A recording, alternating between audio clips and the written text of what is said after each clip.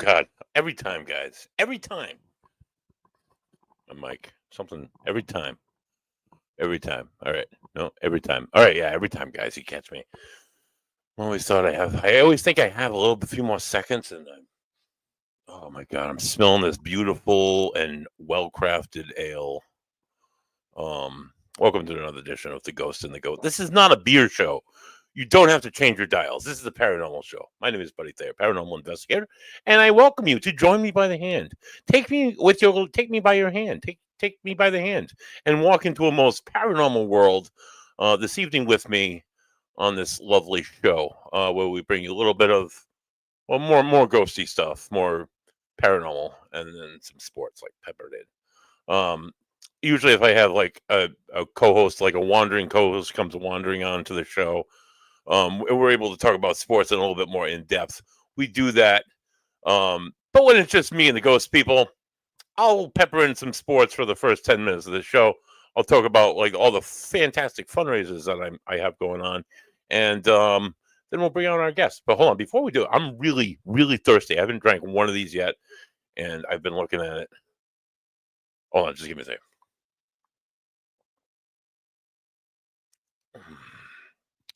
Oh, that's really good. So that's again, it's not a beer show, but you got to appreciate them. Little Field by Tilted Bond Brewery. They're right down there in Exeter, Rhode Island. Also in Exeter, Rhode Island is the Mercy Brown grave. So if you're in town, if you're doing some investigating, go to Nellie Vaughn's grave, which is also in the Exeter region of Rhode Island. Check out Tilted Barn. They're right there off of they're right near the old lad school too. Another take my word for it. I've been there many times. Quite another haunted locale. Tilted Barn has about 50, I'd say, beers that they do. They have about anywhere between 15 and 20 on draft at all times. Most of it's very fresh. Drink it fresh. It's 6 point. This one in particular is 6.3. I'll go by volume. It's a single IPA, which I'm usually a double bagger, but I'm going. It's a weeknight. I don't usually imbibe on the weeknight. I was thirsty. I opened my fridge. What did I have? I had some Miller Lights. I had some of this Little Field. I had some other stuff, but I had some water. I'm like, what should I do? What would Buddy do? Buddy would just grab a beer. So that's what I did. I grabbed the beer, I cracked it open, and here I am. So this evening, speaking of beer and delicious beer, if you know anything that I do also not only come on and talk about my love for spiritual stuff, and go see stuff, and like my curiosities about UFOs and just wanting to hear more about Bigfeet. I'm not really sold, but we'll get there. We'll get there someday, I guess. I also have a podcast that it's just beer. All right, we Three Dudes Brews. We're filming tomorrow nights. We have two modalities. The way we toss it at you. So the original format, the pre-recorded. Joe Britling comes out. He's one of my ghost guys. He comes out with us. He's a video guy, so he has all the video equipment. So he just like films us drinking beers anyway. And it's myself, Ed, and Costas, and we go to various breweries throughout the Rhode Island, Mass, and Connecticut, and we and then beyond, of course. And we chat, craft, and beer culture. We're doing that tomorrow night. We're filming this. Hopefully, it will be this month's episode. We're a little bit late. There's some scheduling issues with filming Crafted Hope Brewing in East Greenwich, Rhode Island. Really fantastic brewery. We did a beer with them when they opened in December. It was a nobody has a comment in that chat room. It was a porter, a Stickers porter, Sarah Jane. Hi, buddy. Hi, Sarah. Thank you. Happy Tuesday, Sarah. Happy Tuesday to you too, dear. Thank you for always being my savior and putting me back in the loop. Truly appreciate all the good people and all the good hard work they do at the Get Haunted podcast. Yeah, Get Haunted. I don't know I don't know what they're throwing out these days. Get Haunted. Awesome people. You're seeing my face hopefully on Get Haunted right now. You're seeing a lot of other great faces. If you know anything about Get Haunted, there's several great shows on tonight. I just tuned into all. If you haven't tuned in, tune into the older shows after this one. Maybe do what you got to do. Oh boy, I just noticed it says Buddy Top Cock. That's from my last show. I do happen to hold the Top Cock. It's the on-show drinking award for the beer show. It's supposed to say Ghost Guy. I didn't switch it around. Apologies. That's what it means. It's something. Get your mind out of the gut. It's something like that. It's a plastic chicken that's golden. It says winner, and I happen to be the winner of the most recent. And I got to put my top cock on the line tomorrow night at Crafted Hope. I hope I can. It's a tasting competition, guys. It's nothing to do with what you think it is. Although I'd probably be the top one anyway. But it has nothing to do with that. It has to do with, like, can you recognize you are going to get 4 beers, and can we recognize who's best at it? And of course, at first I was like, I hate this, but then it favored me. If there's a tie, we settle things by the old traditional, samurai method of rock, paper, and scissors. So should be a good show. We'll have plenty of we just chat shit about beer and fun shit, and that will come out hopefully sometime this month. We also do a bi-weekly podcast. The next one coming on a week from probably Thursday or Friday, which we're going to do a light beer, ultra light beer challenge. Should be a good one. What else? So the Mark Ambrose bingo has ended. Mark Ambrose is like cruising easily from brewery to brewery. He's not like pressured. Liz and Art won. Guys, I'm gonna get you your money. I got the checks from Eventbrite the other day. I haven't been home all weekend. I just been. It's life. It's busy. I'm graduating college in a few months, so just bear with me. I get your money. You're all set. You're gonna get paid. No big worries. No big deal. Hey, thanks, Courtney. Welcome. Hello, welcome everybody. Hello, welcome Courtney. All the good people at Get Haunted. So that fundraiser is over. If you tuned in last week, my guest didn't show up. It was kind of a kick in the bunnies because it was like last minute again. Guys, if you're gonna cancel, I get it. Shit happens. Just say, buddy, more than like an hour beforehand is great. Because trying to find a replacement can be a pain in the ass for anybody who actually does any podcast. I still love this shit. This is great. Beautiful Courtney. Hello. So I'm doing as if you tuned in last week, you'll know that I am doing a fundraiser for the Varnum Memorial Armory. It's a beautiful building located on in East Greenwich on 6 Main Street. We're selling tickets. We're doing a fundraiser.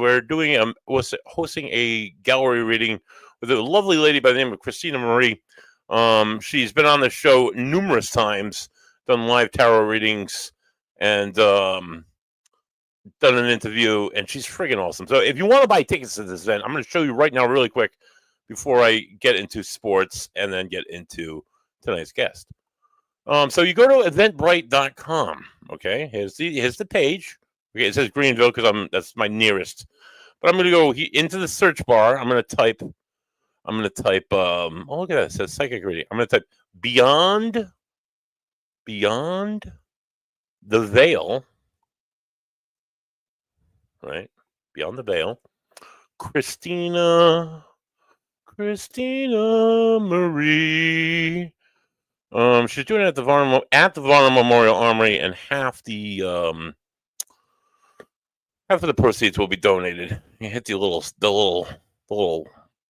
search thing here, and of course it's not coming up right away. But I'm going to go down. Here it is. Look at that. Beyond the Veil psychic event. Christina Marie. Bam. Here it is. The Varnum Memorial Armory. From $50. They start. There's only one ticket price. It's $50.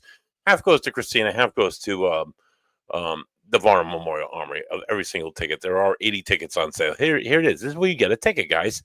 There is like I think you're gonna get the $4 sales tax, so it's gonna be like $54. But no, it goes towards a great. If you missed last week at all, they have such an incredible house of artifacts, mostly Rhode Island military history, Ocean State Paranormal. That's my paranormal group, by the way, BT Dubs. We still actively investigate. Somewhat, we're not as involved anymore because people have families. My guy Joe just had popped out a kid. This girl Ashley that used to do it with us, she just popped out a kid. Joe didn't pop out the kid, but Joe fathered the child, and may I say, she is absolutely adorable and amazing. So God bless him. He wants to be home with his kid more than he wants to be sitting in a dark room with me all the time. He still comes out with me. We did with Christina Marie, a haunted location here in Rhode Island a couple months ago. Haven't had the chance to dive into it. I'm in the process of I'm going to close this out. Guys, go to that. Buy tickets. If you this is what we're raising money for here. This building here. I did a whole thing on it last week. Check that out. It's a great place. That's Patrick. He's a great guy. It's a great organization, and everything they do is volunteer work, guys. So that's why I'm doing this, because all this effort, all this care, all this like education, all these signages, everything that you see in is all done by volunteer effort. None of it, nobody benefits at all from. So check them out. They're at www.varnumcontinentals.org. Fantastic place. If you're in the Rhode Island area, they do open houses once a month. They'll do private tours with Patrick. It's unbelievable. Patrick is super knowledgeable, and he's helped procure many of these items and dug into the research and the history of all of them. Patrick's going to be out in a few weeks. He's going to be talking about UFOs, though. He does other stuff, paranormal, which is kind of cool. But the Varnum Memorial Armory was featured last week on a special with Cody and Satori Hawes. Jason Hawes, of course, did a show with Ghost Hunters in their final season. So they have dibs there, and I also have dibs. Boys and girls, I would go in this place. I have a key to this place. I have an alarm code. So I would go in this place and just sit there and I know it's me and lock myself in and just listen. I love this. Is like for me, I'm a passionate historian. This is like able to follow this amazing passion of history of mine, and you get to like be like within like a nose distance of like a cannon that was used in the Battle of Gettysburg, or a sword that was used to like break the line at the Battle of New Bern. The pivotal like turning point for not the turning point, but the first battle that the Union actually won against the Confederacy in 1862, and it was done by a Rhode Islander. And I'm like right here, like the sword is like right here. It's so cool. Not that you should get that close with all these artifacts. Being able to hold a rifle that may or may have not been used during the Revolutionary War period, just that whole connection to history. It's absolutely incredible. It's an absolutely incredible place, and their efforts, not just to preserve and to house these items, but to put in volunteer hours to conserve. They have professional conservators that donate their time and efforts and energy, and it's a beautiful organization. And if you can't make it, if you're not going to be in the Rhode Island area and you still want to help out, you can donate. You can go on their site, www.varnumcontinentals.org or .com. It's one of the two. I'm sorry, and check that out and hit the donate page. Hit the donate button. All that stuff. If you want to like donate to my sadness, my Boston Red Sox. Oh my Lord. So 2 nights ago, our only. Well, not our only glimmer of hope, but one of our biggest glimmers of hope. Crochet, he took the mound. He went right into the eighth, right into the bottom of the eighth. Had a no-ho going, no hitter, and he gave up a run. They put in Whitlock. Whitlock knotted it up for him. They gave up 1 run, 2-1. They won. Great. I'm like, oh my God, this is amazing. They've been losing a bunch of games, and they had this happen. Here we go. This is the catalyst that we needed. No, it wasn't the catalyst we needed. Last night, Tanner Hawk, what the Hawk, Tanner, gave up 12 runs in 1 inning. They ended up giving up 18 runs to the Tampa Bay Rays. They mustered just 1 run. And we looked like giant bee bags on national TV, which is terrible, just like abysmal. Like, what are you guys doing? So I'm waiting for the Boston Red Sox to get their act together. That's my only hope. I don't have any other secondary teams. Like Bams has like 4 teams that he follows. I only have 1. My Red Sox aren't doing well. So, football. It just hold on. I got to take a sip of beer because I'm about to talk about the Dolphins. How wonderful they're doing. My Dolphins are about to take number 5 Jalen Ramsey, their probably best tool on the defensive secondary and just trade him away. He wants to go bye-bye. Of course he does, because the Dolphins suck. Tyreek Hill has been talking shit since the end of last season. He'll probably be traded away. Tua is going to get his head knocked off. He's going to have his 7th concussion, and he's going to be catatonic completely by the end of the season. I hope not, but it's just, it doesn't look great. Mike McDaniel, he's on his last he's on his last leg. He's a great guy, great personality. He just they can't put enough wins together for this guy, and he's going to lose his job like every other Dolphins coach has. He's lasted longer than 3 years, the 3-year average. He was able to break that, but not by much. I think he's in his 4th year, or going into his 4th year. That GM needs to get flushed down the toilet since like before their coach got hired. Matt Greer, he's a piece of trash. Nothing good going on in football other than the Dolphins. Just like the NFL draft is coming up, like next week. We have the 14th pick. Maybe they'll get an offensive tackle. That's my hope. But if anybody can screw it up, it's the Miami Dolphins. So stay tuned for more sadness and me crying into my beers as I talk about my awful football team that doesn't even start for another 6 months. The only actual glimmer of hope that I have going on is in the great city of Boston. We have the Celtics, who are steaming right into the playoffs, and I think we've lost 3 games in maybe like the last 25, 26 games.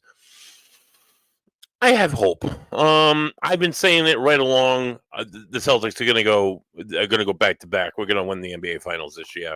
The hell with the Cavaliers. They ain't doing shit. The hell with the Lakers. I hope it's against the Lakers too.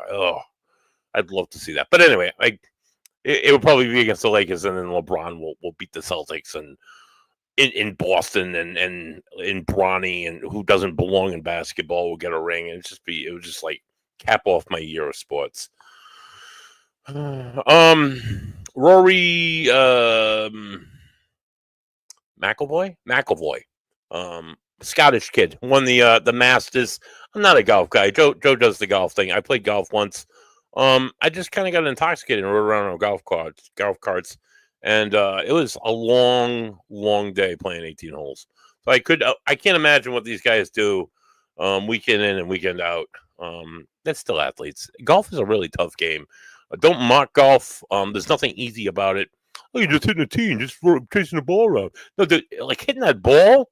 Holy shit, that's challenging. So good for Rory. Congratulations, Rory. I guess you get a jacket now.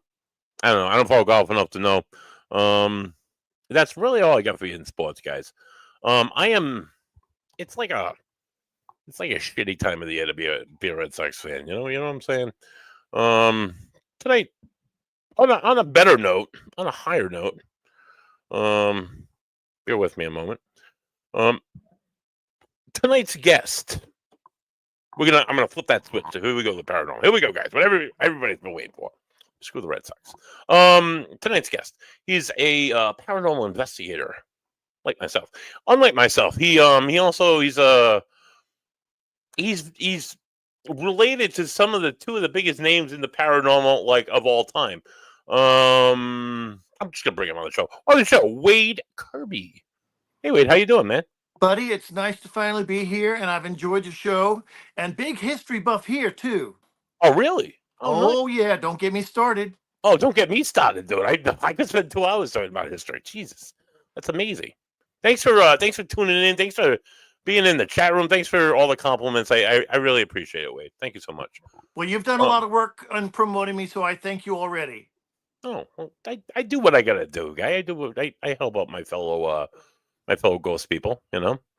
So wait, tell me about what. Ask questions. All right. Okay, here we go. Wait, you're a paranormal investigator. How long have you been doing this, and what pulled you in? Well, I can answer that in one topic. Okay. About, let's see, 1987.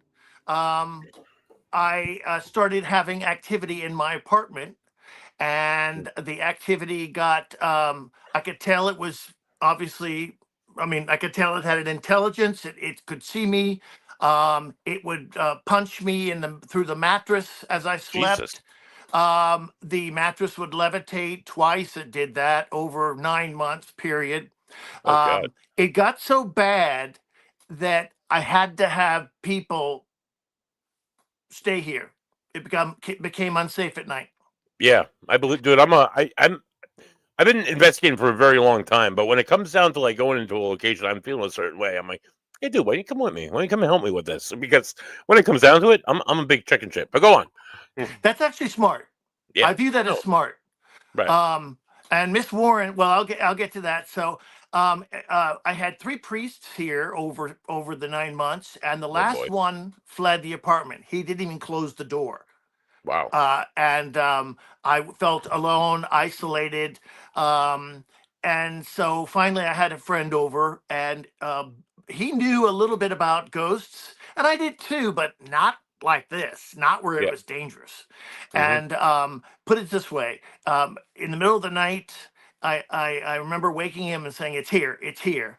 And he went into the living room, and I stayed in the hallway because I didn't realize it, but I was getting to be sensitive to vibrations, and I knew Yep. that's where it stayed. That was its heart in my apartment, if that makes sense. Okay. So like a low. I heard people that like low vibrations. These. Oh, we'll get there. Okay, go on, We'll please go. we'll get there. Okay. And so he was kind of doing the prayer of Saint Michael. And in the hallway where I was standing, mind you, this was the first night I had someone here with me. I went through this all Hmm. by myself. People didn't believe me, etc.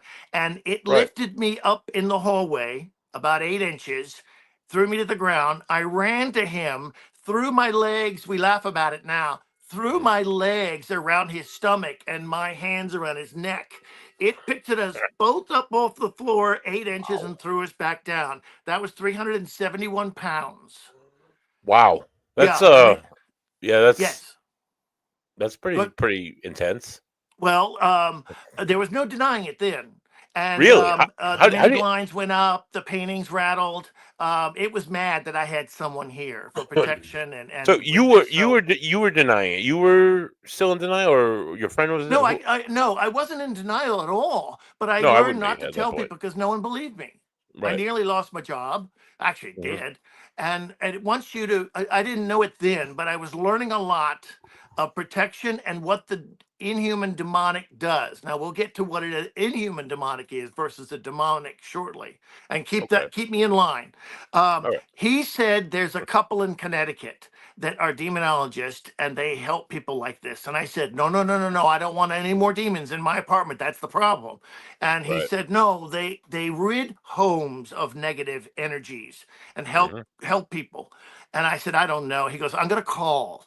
So he did. Believe it or not, remember we used to have the recording machines with the cassette tapes? Yeah. Yeah. Yeah. I, I, Analog. s- Yeah. I still have, well, 1978. Wow. I still have this cassette. And you hear Lorraine Warren call and say, Wade, this is Lorraine Warren calling. I've heard of your case and situation. Please call me at da, da, da. And then she goes, thank you, operator, and hangs up. Wow.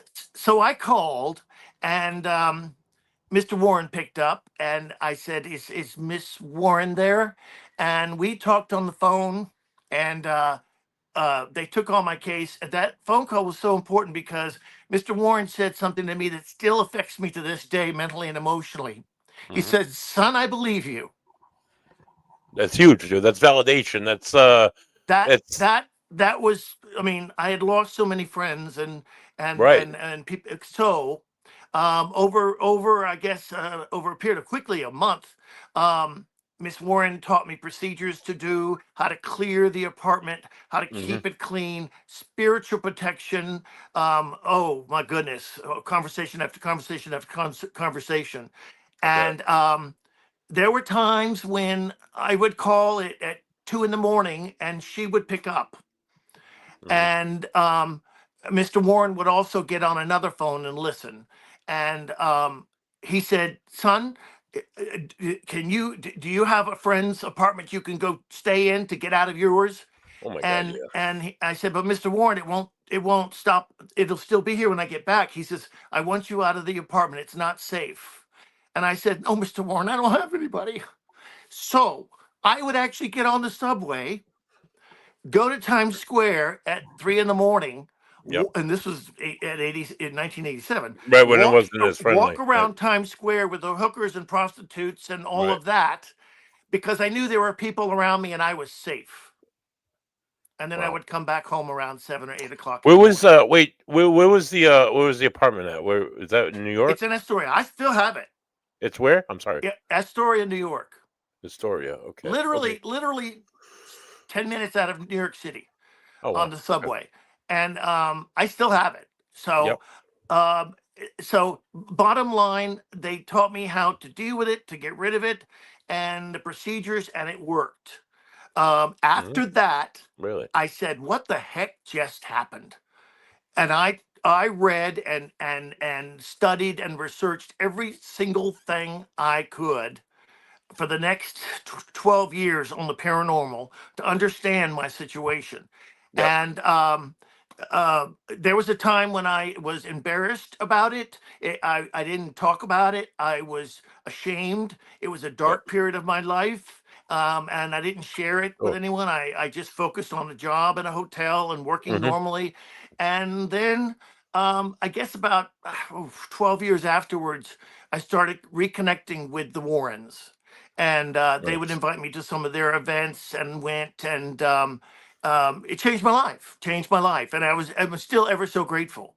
Of course it did. I can remember being this is probably like 4 or 5 years into I founded Ocean State Paranormal in about 2012. So it's like 4 or 5 years into me investigating. Period. I had started like 3 or 4 years before that with another group, and we referred. This woman was referred to us from a medium, and she's like, "Oh, she's having all these issues. Blah blah blah. Just go in there and check it out for her." I'm like, "All right, yeah, sure." You would think a medium would know it was like something like that, but she didn't mention anything like negative. Um, so I did the full gamut a few times, and it's like something just not right. So I went in with two mediums separate from that medium, and they said like demon immediately. Um, and strange, like surreal things were happening. Like it was like things that you would expect in a movie. Um, were happening. Like on my recorder, I can tell you, I was in this basement, and it sounded like 100 whispers, dude. It sounded like like we were like right there in the room. There was like it was a whole prayer session. They were doing a cleansing. It was James Anito and some of his people from Massachusetts Yes. came down, and they did oh god, what was the other guy's name? Pete something, and Pete and James, and there was another guy. Anyway, Joe, Joe something. Anyway, Joe Frankie? no, no, it was No. Joe something. He ended up doing like clown stuff later on. No. Um, he dressed up as a clown, but anyway, um, they came down and they did the whole cleansing thing, and it's almost like a Catholic mass. So it was kind of familiar, and just like I recorded, just like that. I was in the shower the next morning, and I was watching. I had less hair. I like usually shave my head, and it's just like grown out a little bit, and I haven't gotten to the bottom. But anyway, I'm like washing my hair, and I feel it. I'm like, oh, what's this? I get this burning in my forehead, like right along my hairline, dude. Like right at my hairline, there's like a scratch. It goes across my head. Like, what the fuck is that? I like just like weird. We all had these weird back pain in the house. It's just like weird stuff. I'm like, at that point, I'm like, I am not a demonologist. I don't want to do anything. I don't want to do any of this shit. I'm a ghost guy.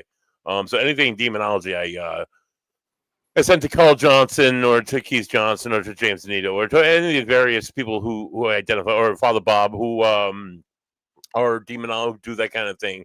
I'm a people person. I feel like they're all people except the demons, and I just want to talk to people, whether they're dead or alive. So I don't know. I digress, but that's my one like negative experience. So there was a lot of other stuff going on throughout the whole case, like people like hurt themselves really bad like the night after, or it was tough to make an appointment.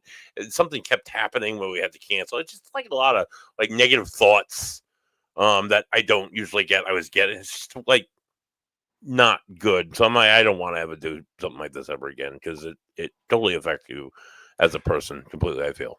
I get it, really do, and I mean, that actually is very, very, very smart. Um, I cleared homes and got rid of the when I say the demonic, that word is so overused. Right. But I cleared homes of energies for about 25 years on my own.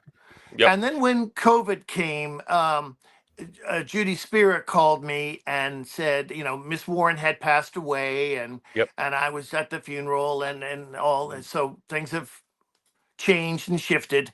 And she said, "Would you consider?" Because she wanted me out of New York City actually Yep. because it was not safe, and we were under like quarantine for 6 months. Oh, right. Right. So she said, "Would you be willing to come and take care of Mom's cats? Come for one weekend, and you don't have to ever come back." Yep. And I thought, well, if I get something for being there, where else would be better to get rid of it, if you know what I Right. mean, with the Right. team there. So I said yes. Of course, I came and met the cats and stayed.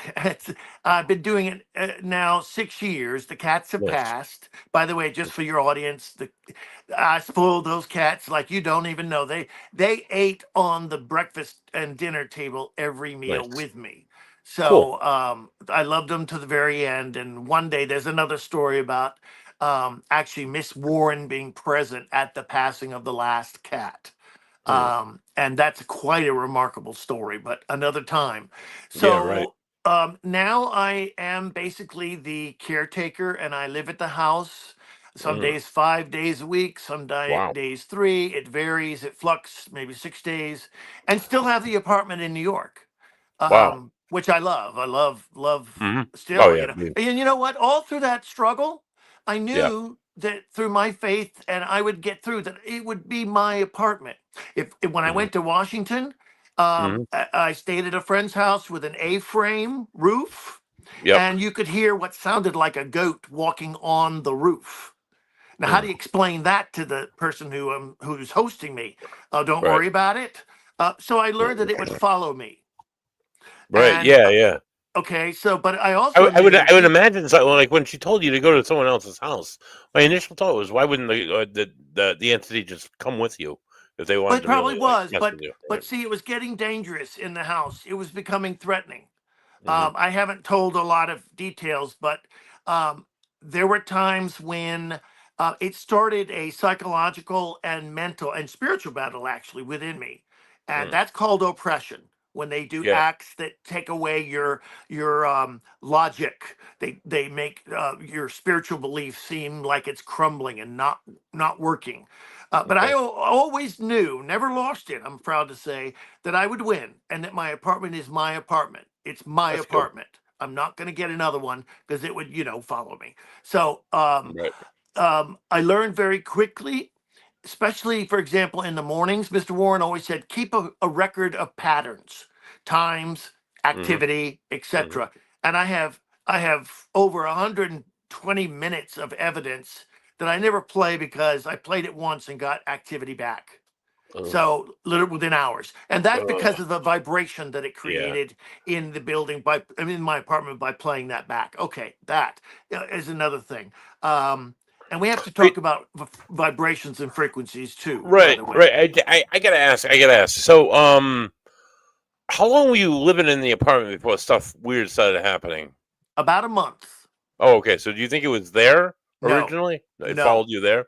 no. It was Mm. it was now I can figure this out. But at the time I wasn't sure. That's a good question. But no, it was not anything that happened in the apartment. I was the second tenant and the building was built in nineteen Oh, wow. 1924. So the Wow. apartment only belonged to one man, and he did not die in the apartment. And it's the activity was not based on an old Irishman. Right. This was inhuman. This had power to levitate a bed and let it hit so hard to the floor that I could hear plaster fall in the roof below me. Oh, wow. Yeah. How do I explain that to them? That's pretty serious. That's yeah. That's Oh, it was bad. It was how it high was did bad. how high did it lift you off the bed? How high did the mattress No, the whole levitate? bed. Oh, wow. Yeah, the whole mattress went up. That's some serious Um, strength for a with me ghost. on it. Twice that happened. Right. I don't know how high, because I was asleep, obviously. But I Hmm. know that when I hit the bed frame came down, it slammed. So well, at least a foot. Jesus. Yeah, this was serious. Yeah, that's So um, uh, I learned very quickly through the pattern of its activity that I could always decipher when it came to the bedroom door. And I mhm. slept with the bedroom door open because I kind of wanted to be aware of what's around going on in the Yeah. entire apartment. But I remember being able to observe and detect the vibrations of it hovering near Hmm. the top of the doorway as opposed to the bottom. And then I would look, I could see it was lowering. I couldn't see, but I could vibrationally feel it Hmm. and sense it. Now, this I was being trained for, but I had no idea what for in the future. And then suddenly, as it lowered, the floor besides my bed would boom, like someone took a baseball bat on it, Jesus. so loud and hard that dust would come up from the boards. Wow. And it became very embarrassing because it went on for like an hour, you know. So I mean that's the level of activity, but I didn't know I was learning at the same time how to detect that. Yep. Okay, so uh, I started clearing homes, etc., etc. But I learned the difference between a ghost, grandma, grandpa, for Yep. example, a human spirit ghost, Yep. and I learned the difference between a demonic, and what I had was an inhuman spirit. So yeah, That's what's a okay? So go spirit ahead. that has no path to God. It literally has been thrown out of heaven and is Okay. it never walked the face of earth in a human body or a All right. human form. All right. It doesn't like humans. It wants to destroy humans because of that. So this be a But demon, or what would be no, we're referred going to to get now? there in a second. This is Okay, an go ahead. inhuman demon, Inhuman demon. the real Okay. baddies. Okay. So that's what I had here. Why? I can never be sure till I get to heaven, but I do have a good idea that only dawned on me with the help of Nesper recently, about 4 months ago. Um, I had no idea then, 38 years ago, that I would be doing this now. Yep. And Mr. Warren's thing, his motorist operandi, one of them was to expose the ways of the devil. Mhm. So that's why with the Nesper team, we will bring one or two or three or five or 20 items out and go to a Paracon or travel with them, etc. And Oh. we want to expose the way that the inhuman demonics work through Ouija boards, through incantations, through spells, witchcraft, etc. All All of right. these things that we are opposed to, and I will never do. Automatic writing, etc., etc. Um, So so let me ask you, Wade. Then, so I've never used the Ouija board myself.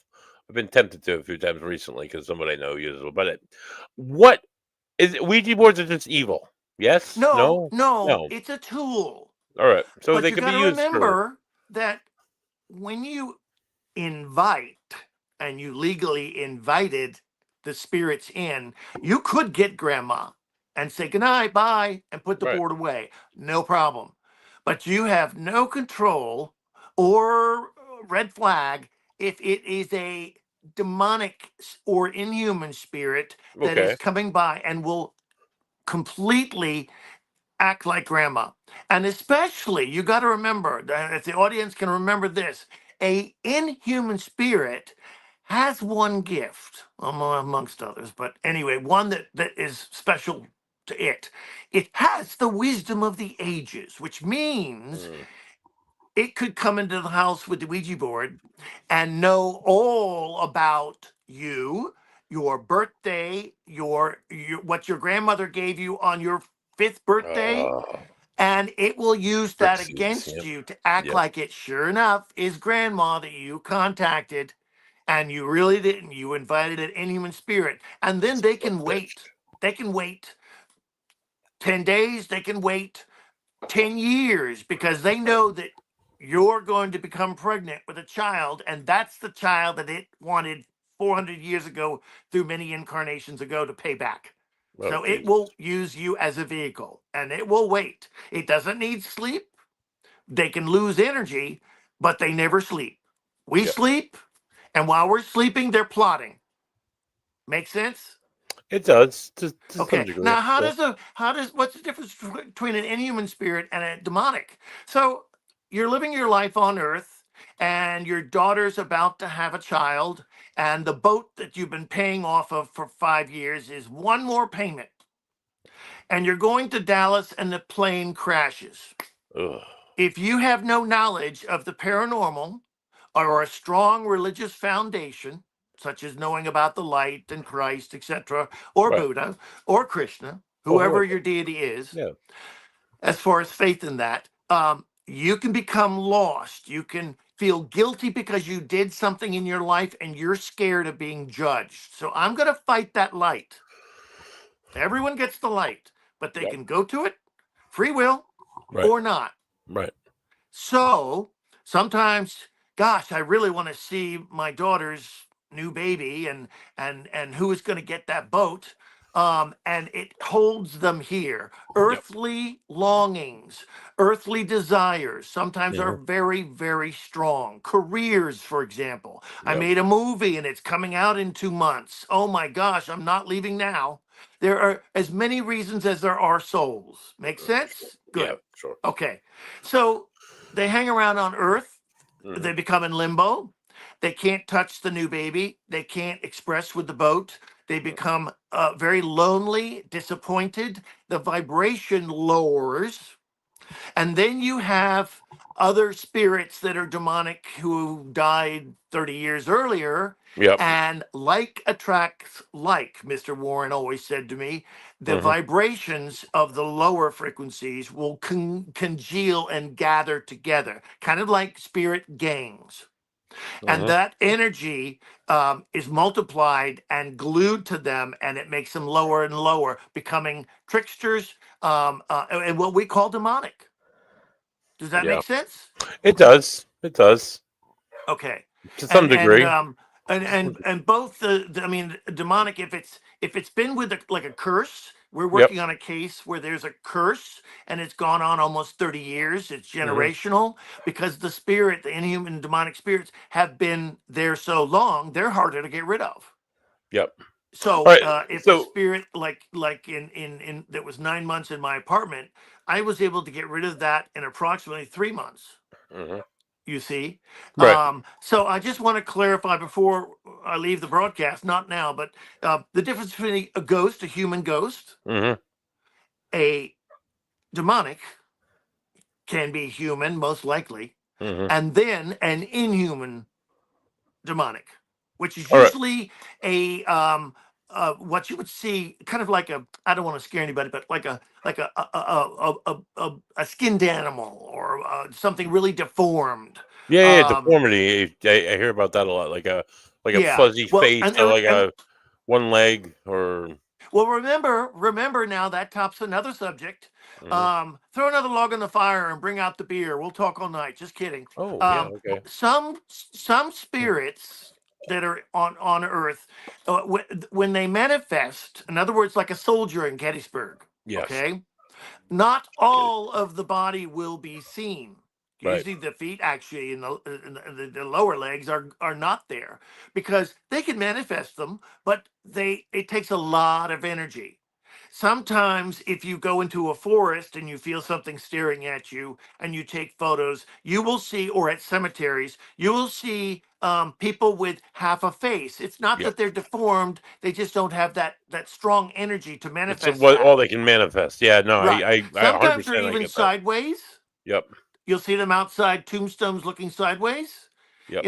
and sometimes there'll be a young boy with a little bow tie and jacket and the older Right. sister They standing show behind you them. they show you themselves how they want you to see them. Right. They show you. Exactly. And we're Okay. researching, do you actually capture them on film or do they imprint their image on the film?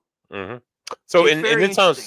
in this house here that I'm sitting in right now, this is a house that belonged to my grandparents. My grandmother had a younger brother. They're very Irish. If you can tell by my red beard. But they he was always a big dude. and he was the only son of the family, and he had like wicked ginger hair, and he'll show up every now and again, same spot, right near the doorway. I was going to say And you've it's a had that. younger, Don't say it's anymore. Sorry, I do that. it's just a You've had younger version activity of him. there. Nothing malevolent, but you've No, had spirits that you know. They're just checking in. many, Okay, many but they ways. do want you to know that they're there Hmm. as protectors and overseers. I think so. Yeah, I think so. I've had Okay, and mediums this come in this here and yeah, tell me, like, ramble off like various family members' names, like right off the cut. And I'm like, yep, okay, I believe they here. A lot of them could be for sure. Um, mostly males, by the way. hmm A lot of yeah, males. yeah. A lot So of protective energy. This is good. yeah, no, it's good. I've heard stories. My uncle Ray, that's the big guy. My uncle Everett has been mentioned. He was next door, and my grandfather was. I've been told he rides with me in the car and stuff. But I mean, so They just check in on you. yeah, for sure. Okay, they won't disturb or stop you. By the No, way, a ghost that you don't know is a ghost. An yeah, apparition is a spirit ghost that you know. okay. Like in this case, your uncle, is it the My man? uncle, yeah, it was my uncle. We believe it was my uncle. We saw, Right. yeah, I believe that too. That's what I'm picking up. Anyway, my point is they don't want to scare you because then the hmm message couldn't be delivered. But they will show their presence by if they feel you really be scared, they won't. But if sometimes they can connect with you better, communicate better with you yep, through dreams. yes. Oh my They god, yeah. can do a smell of a pipe or a cigar Right, or that or a like perfume. when you wake up, that smell. I smell grandma, and I haven't smelled her in years. Like, oh Right. my god, that's amazing. Yeah, I've had Now, dreams about my wife that were like so crystal clear. Wait, I never dreamed, dude. Never. I have sleep apnea. I don't often get a full night's rest. And this is before I started using my CPAP machine. So I would never, ever dream. Not too long after she passed away, I had a dream of her, and it was so real. I could hear her voice, I could see her face. It was her just completely, and acknowledge that to I her. remember every point of that. Oh, I do, Re- I do. rem- Like I'll talk to her, and I'm like, I mean, Heather, I need this, I need blah blah blah blah blah, and then like I'll get like a series of signs, either now, from friends or myself, and it's amazing how it comes. Or like I lose my keys. And then when she was living, like she'd get up, we tear the house apart to find my keys. We had to. I lost my keys. Where are my keys? I'll be going crazy, looking all over the house for them. We had to help me find my keys. Be like, you should go look in the garage. Like, what the fuck? Would I look in the garage? I go walk out to the garage, and they're like on the walkway between the back door and the because they like got caught on like something because it's on a loop, so I got caught on something on the rail coming in, and it pulled out of my pocket. And bam, there they are. I was like, oh, thank you for that, Heather. And then I'll go on with my day. So yeah, that kind of stuff happens all the time. Um, so going back to that's positive. That's really nice and fluffy and easy and but fun. but But can I make one more thing that may go ahead. help the there's a woman that's watching this, and I just want to say this to her. Remember, in your emotional state, when you were really, really, really missing your husband, and he's passed, he transitioned.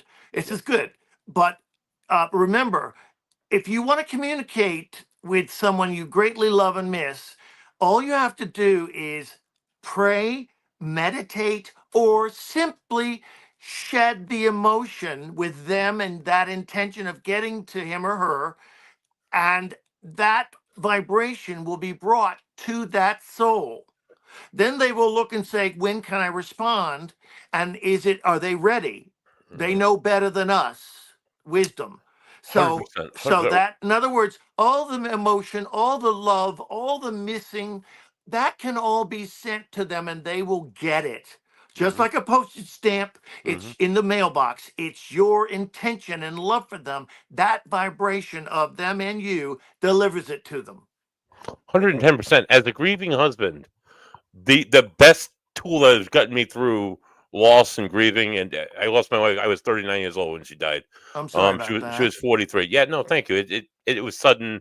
It's a whole story, but anyway, if anything helped me to get through that is these messages and signs, these little things, these mediums that will come up to me and like screaming, like, "You're not doing what you said you're gonna do.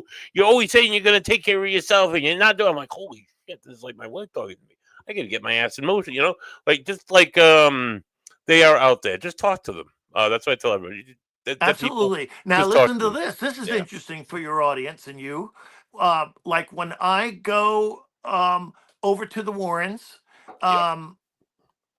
I will usually when I get to the property, I get the mail right away, and my right ear will start ringing. That usually Yes. means one, spirit activity. Number two, I know now that Miss Warren rings my ear before she starts either talking or acknowledging. Mm-hmm. And she's not a ghost there, no. But if Okay. something happens, like if the family has a Thanksgiving there and they're all present, she is present too. Oh yeah, I bet. If a tree falls and nearly hits the house, she will say, "Woo, Wade, get out of the house. Get out Mm-hmm. of the house now." And meanwhile, I'm calling on Michael the Archangel, and trees fall within 2 feet of the house, never hitting it. And I mean like 60 branches. Mm-hmm. So, but backing up, for example, I'm very organized and clean, and I like to clean. And so the closet there, the members of the team were always forgetting their jackets when we have a meeting. Mm-hmm. So I took the back closet by the back door where the kitchen is, where we all sit and have our meetings. Mm-hmm. Oh, if those walls could talk, I bet. Amityville, I Oh. mean, you name it. Oh. Um, yeah. So, and it's all the way it was. I keep it all the way it was. Not like a museum, but like if she had the doily over the tea kettle, it's still that way. My Mm. point is that I took the closet, emptied it, and I said, I'm not going to throw anything of theirs away except an old mouse-eaten rag and some light bulbs from 72. Those were Mm-hmm. not going to be put in the house. So I cleaned it all, put everything back. Tons of room for the team, their new jackets. Okay, good. And then I said, let me sweep all this dust and dust bunnies out the back door. I did, turned around, and on the floor is a red doily heart that Oh was wow. obviously right in the middle where it wasn't before, and I never would have left it there. That was from Miss Warren. Mm-hmm. And I said to Tony Spear, I said, Tony, how did she get that doily and the red, like Valentine heart? And he goes, she knew it was between some books pages and manifested it for you on the floor. So Yep. that's framed now in the kitchen in the Oh, that's at the cool. house. But Yeah. she, like on Thanksgiving, Dan Rivera and I, the lead investigator, were in the living room, and I was walking through it and stopped dead cold, no pun intended. Yep. Oh my goodness, and I walked 4 feet in one direction, it was gone. And by the way, the back kitchen door was open, so there was a breeze blowing through. Yep. And I isolated it within 4 feet by 4 feet, and it wasn't Mm-hmm. moving. Mm-hmm. And I said, I knew what I was smelling, but I said, Dan, who's kind of a little bit skeptic, I said, come here. I didn't tell him what was going on. And I stepped back 20 feet and I said, walk through there. And he goes, that's Lorraine. That's her perfume. Mm. That's her perfume. And I'm Mm-hmm. like, and not only that, I could feel that she was there.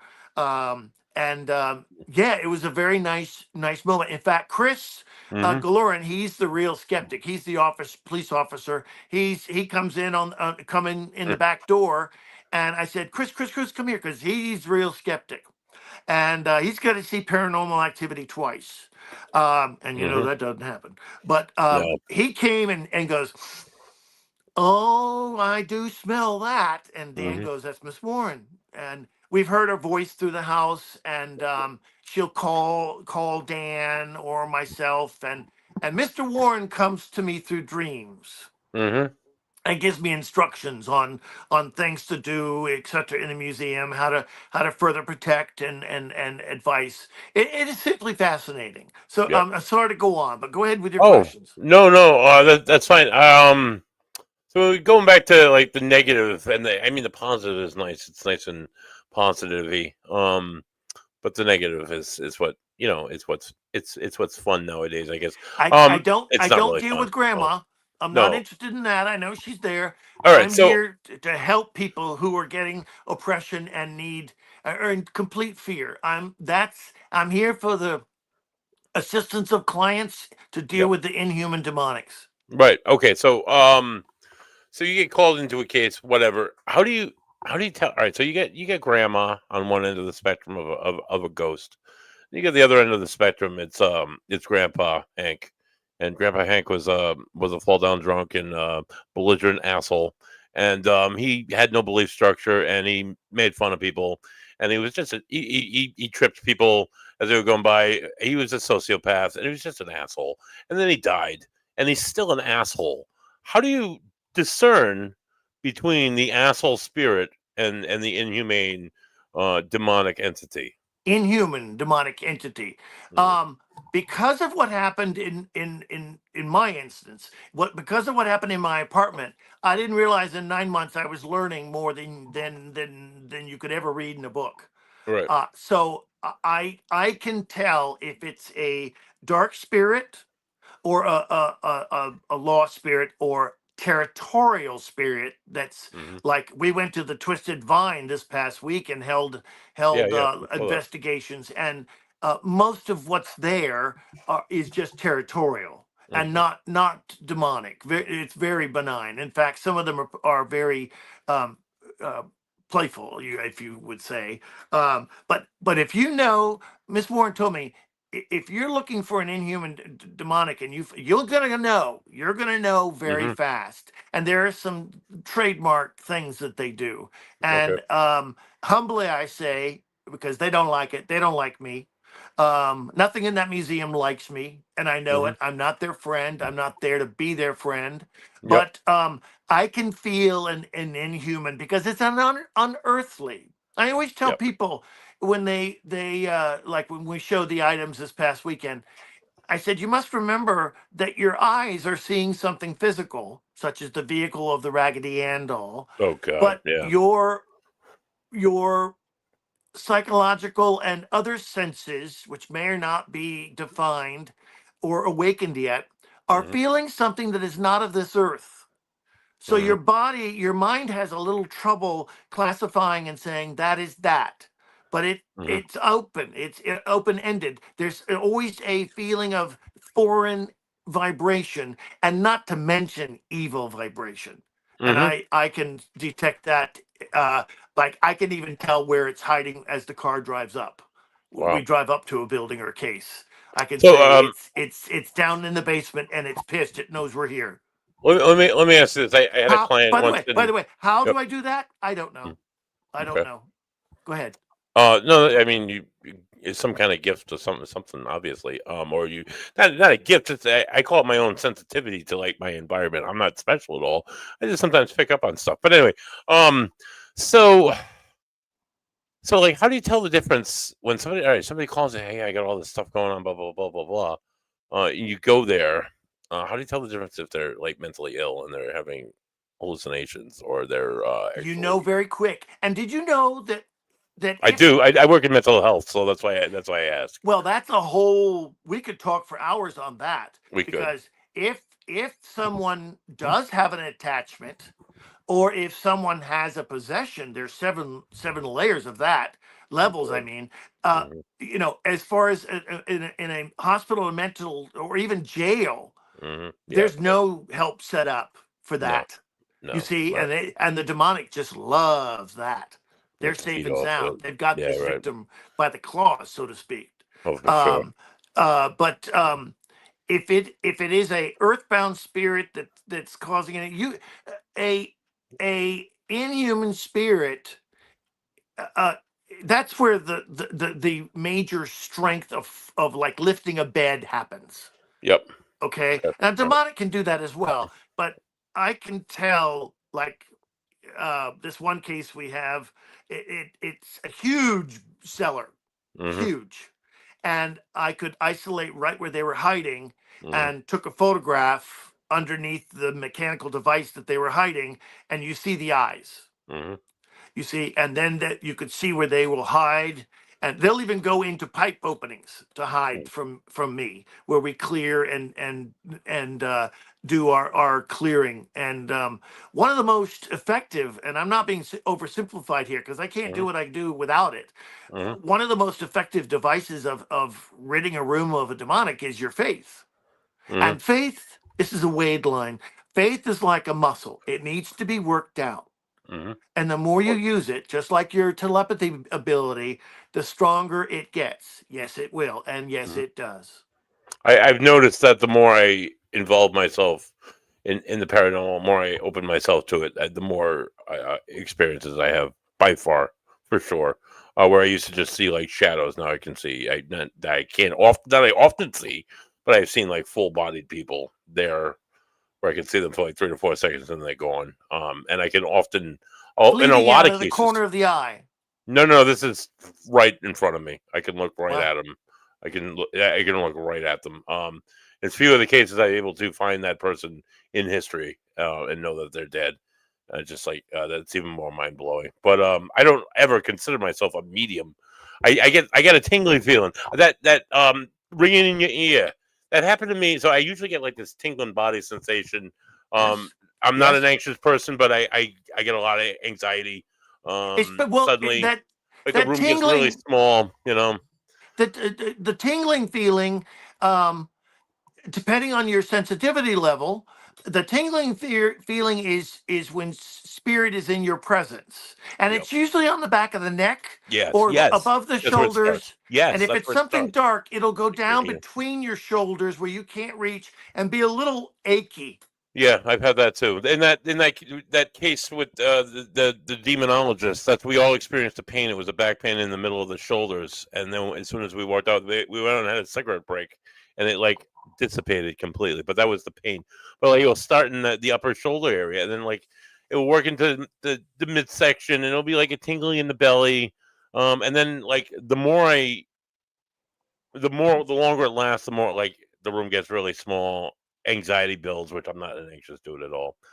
I'm very mellow. Well, Um, you know. everything you say brings a point.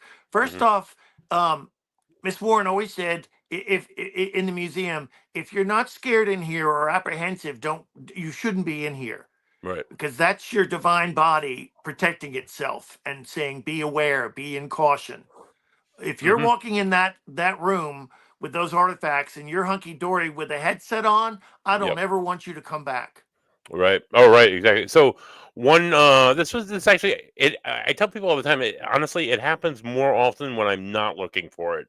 That the paranormal, well, like spirits, will present themselves to me or give me a sign. So I was at a friend's house. She's a viewer here. She came home briefly. Her son passed away suddenly. It was very sad. He's very young. 33 years old. She was cleaning out the house. We went by the house to help her do some stuff, and we're sitting there in the kitchen. We're talking to her, and I got this ringing in my right ear, right? And I'm like, all right, whatever. I'm just kind of like doing. And I get that feeling on my back, like somebody's like standing right behind you, And I'm just kind of going along with the conversation. I'm listening. I'm not trying to give away anything, because she knows I do this stuff. And I kind of like turn around a little bit, and the room behind me, there's like a computer room behind me, and there's it's almost like a lamp stand, but it's like got a hook on it. It's got like a wind chime, a very small wind chime on it, and there's like four of those bars, and one of Yes. them, one of them was moving like circular, and I'm looking at it. I'm like, is that you? Because I knew her son. Her son was worked for the same company that we both did. I'm like, if that's you, make it stop in my head. And when it just stopped, and the ringing stopped. I'm like, okay, all right, that's all right. I got you, dude. I got you. You're here. It's just like, Always acknowledge that. yeah, yeah, for sure. It's a way of Um, thanking them. yeah, for sure. I always thank them. Whether I'm alone in a situation, I suddenly get that feeling like, all right, thank you for that. I'll be back in a little bit, and I usually return with somebody else and bring a little bit more courage with me. But it's it's quite a unique experience. And you got to definitely acknowledge that stuff. You can't. I tried to ignore it for a very long time, and then it presented itself like right in my face, and I could not ignore it anymore. And then after my experiences, I dove headfirst into investigating, and I've been there ever since. So it's I just don't want to do any of the dark shit. I just I just want to talk to people. I get it. I Yeah. totally get it. But I guess it's, I don't want to use the word drawn to me, but cases, situations.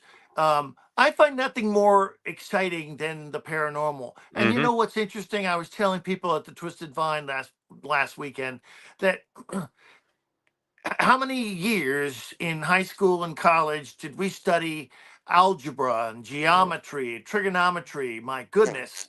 And I said to the people, how many of you in this room, about 40 people, how many of you in this room have used that in the past 2 weeks? No one raised their hand. Not at all. And I said, here we are in our teaching society, etc. And we're never taught how to change a tire. Right. Look around this room, I said, find me a person who the knowledge of the paranormal will not benefit. And yet, every single person in this room breathing will have two experiences of the paranormal in their lifetime: For sure. birth and death, Mm-hmm. transition. All right. Right. And nothing in the schools, colleges, nothing, not a word of paranormal No. is taught. And isn't that interesting? It is. It is studied If though you in some of these universities, but it's not. It's not taught. No, it's not reciprocated back It's an there. elective and all that, yeah. Yeah. But I mean, it's just that we have to shift our ability. And you talk about the court system. I would like, Mm. before my lifetime's over, that instead of not only just putting your hand on the Bible, but, and by the way, that used to have 501 words of ghost in it. I Now know, it's all right? been even the apostles on the boat with the Right. storm, and They Jesus were came terrified forth of in the Jesus storm. because he was They a said, a ghost. ghost, a ghost, a I, I ghost. I mentioned that in lectures before. I did definitely picked up on that, and it was very much so in the Bible. And now it's like Catholics like, no, you're speaking blasphemy by investigating the paranormal.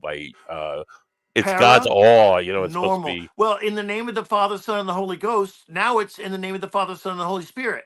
right. You see, they don't want to rock any boats or scare people. No, yeah, But yeah, if you believe in the Bible, you believe in the afterlife and the paranormal. it, Um, it's sewn into the religion. You die, you raise from the dead, and you go to heaven, and you're a ghost. I mean, how much more clear could they make it? And people still like, no, that's blasphemy. That's the devil. No, that's reality. I think. I and don't know. wouldn't you like? Would rather like to know the ways and workings of the devil Right. and know their game beforehand. I want to know what they're doing and thinking and plotting. By Hmm. the way, I feel it only fair to your audience that I say this. When we work on a case, for example, I want to explain some levels of protection.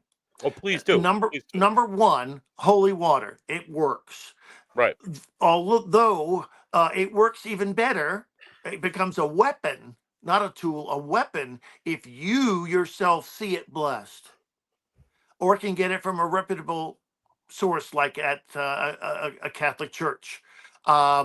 And if you don't have that ability, or go to a church, go to one session sermon, and as everyone gets up at the very end, have a basket, okay, covered with a little napkin, have some bottles of holy water, or even like Gatorade filled with holy water, with water, I mean, and then have a little jar of salt. I'll explain. And Hmm. you, or some medals, Saint Hmm. Benedict, Saint Michael, Saint Joseph, Jesus, whatever your The preference Patrick. is. You can even Mhm. use Buddhic medals, and okay, and go in the last two spots of the line as people dwindle out and talk to the priest, and come up and say, Father, we just moved here, um, because you're going to make your house new with these items. Right. So you're not lying. Can you bless these items? It gives them a reason to bless them. And it say, I love the part of the sermon where you said that really hit home. And he will bless the items. He will never say no. And then that you have holy water at home. Hmm. Now, in today's current vibration of the earth, 33.3 megahertz, third dimension, Hmm. holy water generally lasts, depending on where you put it, indoors or out. And we always do our cars too. and Mhm. inside our cars too. Dude, my When grandma we're my at, grandmother used to do the house every time there was a lightning storm or a hurricane. So yeah, we do everything all the time. So go on. before this broadcast, I did my apartment so there would be no interruption of the signal or audio. When we do our Mm. podcast, I Yeah. go an hour before through the entire home at the Warrens and do a clearing a method that she taught me. Hmm. And otherwise, we may get up to the studio and have a wire disconnected, or definitely Oh my during the god. broadcast, sound would go out for a Internet. period of time. They'll Yeah. use the holy water and it comes Oh, back. I gotta tell you, So dude, Buddy versus the internet. The internet has beat me many times. The internet is my demonic, inhumane spirit, and I need to use more holy water in here. I think because, well, I'm not oof, kidding. Do your home or studio, whatever the room you're in, yeah. beforehand, and it does help. It does help, especially when you're. I mean, think about it. At the Warrens at the podcast studio, how many dark forces do we have there? And it can Oh affect my the god. broadcast and has. So I've learned to purify the studio beforehand, and it's all working now. So holy water right now at this frequency of Earth lasts anywhere from 4 hours to 7 hours, maybe 12 on the inside. It does create a vibration in the area. And I suggest around the four corners of your bed and the doorway of your bedroom and the doorway of your home. Now, number two, the next stronger protection lasts longer is holy salt. That's why Salt. you have Yeah. it blessed by the priest also with the little basket, a little jar, okay? And don't buy the Mhm. expensive stuff. Don't buy Morton's of Chicago. I mean, Morton's when it rains, it pours. Buy Right. rock salt, okay? Not expensive. And you have that blessed. Put that just a little pinch, a Your quarter of doorway. Right. a teaspoon in both sides of the threshold of the Hmm. doorway and your home and your bedroom. And you could put a little half a spoon around every bedpost of the bed. Very effective. And that generally lasts, depending whether it's outside or inside, anywhere from 3 months to 30 years. Okay. And Bam. then you can get what's called anointing oil. And this is what we use when That's there's real life threatening danger, right. when there's a attack or something like at the museum, whatever, our client's residence. Holy oil that's blessed in Jerusalem by the Church of the Holy Sepulchre. That's I use one source, so it's all pure and of the same frequency. Right. And you can actually get that on Amazon nowadays, Hmm. but you must, like the salt and the water, you must have it blessed and you must see it blessed. Even if Amazon says it's blessed, you must see it blessed, because then it becomes a tool for you to utilize. And the Hmm. demonic will be the first to say, that's not real. Hmm. And you know that they're lying. By the way, the inhuman spirits, everything they say is a lie, and it's there to confuse and tear you down. So that being said, that you want to get the oil blessed or the holy water blessed and salt and metals at the same time. Just put it all in one basket, even Hmm. your keys if you want. Hmm. Then you know confidently it is blessed and it now is a weapon that you are signaturely, vibrationally connected to. It's more effective, right? Right. Right. Right. And I want to speak one more thing about spiritual protection. It doesn't have to be hocus pocus or a big procedure. You can do it while you're doing the dishes. I do the Lord's Prayer and protections while I'm in the shower sometimes, or Hmm. definitely on the subway or car driving. But it is best if you do it in a quiet spot without TV or without the phone involved. And you ask from the higher power, from God, to surround your body with the white light. I like to do 8 to 10 inches. Hmm. It'll vary every day. And by the way, some days you're going to feel like you really did this great. Some days you don't. That's okay. That means the next day you will. But you do this. I do recommend this. I have to do this every day. In fact, I do it before I pick up the phone or go Yep. on the computer, because I know that an inhuman spirit will manipulate the phone, even voices, and the computer. Oh, so So they really mess with you. Huh? They really get in your head, well, and I've had quite clients call me literally. and say, "Listen, I'm not feeling good. I need to cancel today." And Yep. I say, "Oh, okay, no worries. I hope you feel better." And then Hmm. at 12 o'clock, where I usually take the train out, "Where are you? I don't see you. Where are you?" I said, Oh "What do you God. mean? You told me not to come." Well, Uh, that's the inhuman spirits tricking me with her voice. That's crazy. That's a lot. Yeah. And that's what they didn't want me there. That's That bottom line, you see. So yeah, that's happened. By the way, Mr. Warren reported that, and Dan Revere and myself at the new let's see, what's it called? Old College Hospital on I think it's in West Virginia. Yep. The Old College Hospital. Anyway, Dan and another witness heard my voice and a man talking, being totally manipulated. I didn't hear it. I didn't say anything like that. And they came running up the staircase to see who was with me, Hmm. because I was supposed to be up there alone investigating, and there was no one there. They distinctly heard both voices. So yeah, that's when you know you're dealing with something very serious. They know how to manipulate the environment. I guess Am I so, dude. If talking they too can lift, long? they can lift and no. If they can lift and slam a bed, that's honestly that's enough for me right there. What do you do with somebody who's doesn't have any faith, who doesn't believe in any of it, and they're having experiences? Where do you Um, point them? we suggest things, and quite honestly, Hmm. if NESPR gets the New England Society for Psychic Research, if NESPR gets a call, Yep. they have either given permission for us or reached out to us, and they find faith very quickly, and we All right. assist with that. Hmm. We assist with that, And this is and universal too. It's not just Christianity, but like any of the major religions or minor religions for that matter. we You work could. with native. We were on a case a month ago that was Native American based. Hmm. So yes, we work with all faiths and denominations. Yep. Um, and I also want to just, this sounds stereotypical, Hmm. but one thing to really like make yourself very unattractive or appealing or tempting to the demonic or inhuman demonic spirits Yep. is to live a life of grace, a state of grace, meaning don't kick animals, don't abuse your wife, Yeah. Don't be a dick.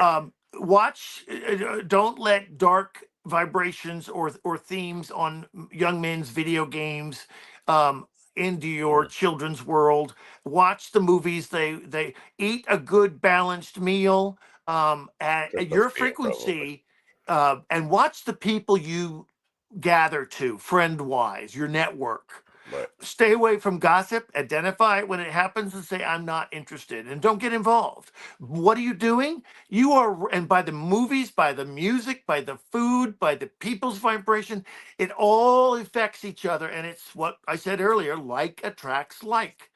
The Yep. vibrations that are higher, if you're raising your frequency in consciousness, will open up. You'll get those deeper thoughts, Oh, like you, buddy, what happened? Yep.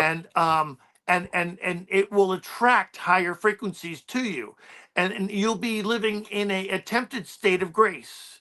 Go to church, get a relationship with a pastor at church, I'm back. and that that state of grace makes it very hard for the demonic to get near or want to destroy or bother or torment or give oppression, because they know what's going to go on eventually, and they know that you will be able to counteract it.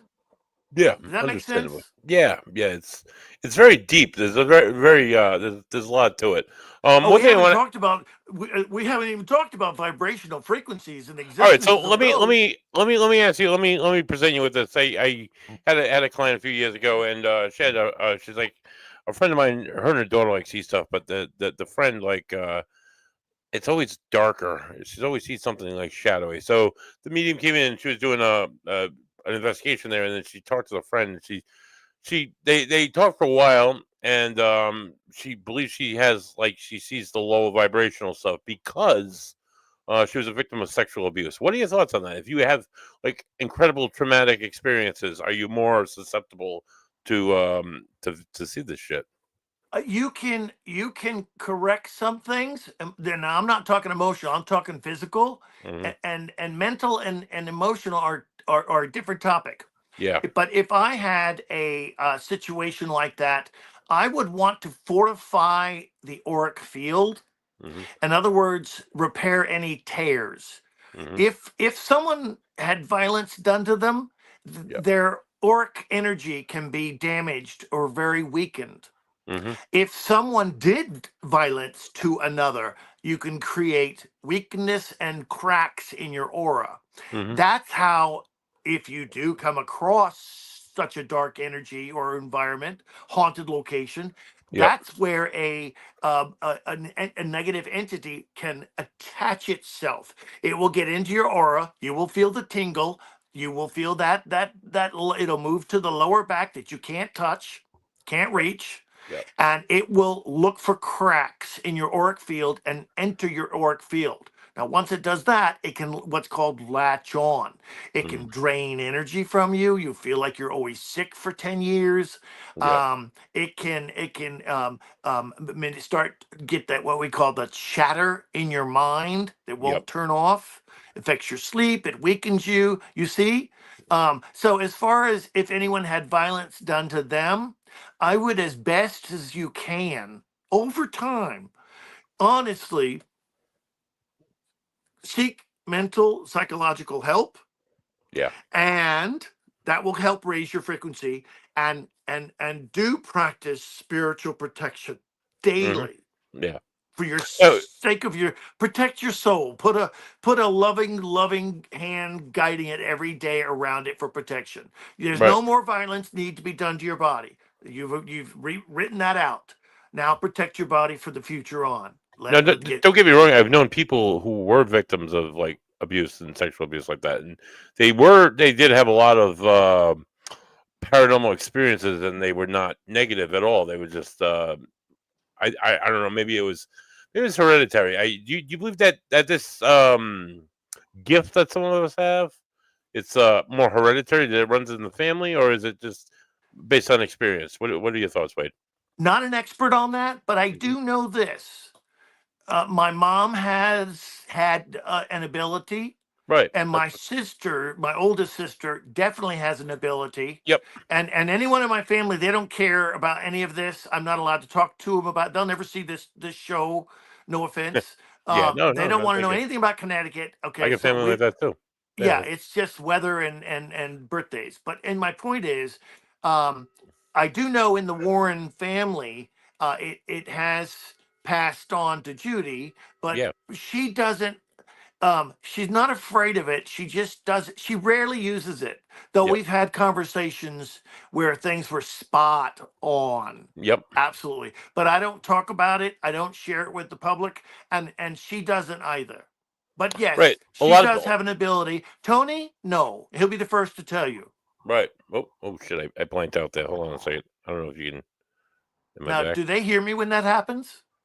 Oh, what happened to my camera? Hold on a second. I'm up. Oh, hold on. I hear you. You hear me? Okay. So I'm gonna work on the. It's just a video.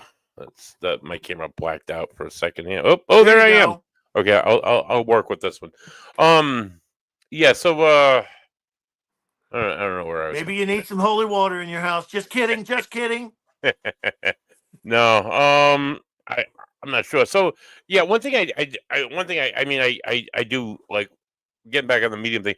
I do notice that like holy hell, myself included, I have like my mom has had like a lot of experiences. My aunt has had a lot of experiences, and like my wife was very gifted. Her mother has had a ton of experiences. They were terrified of it though.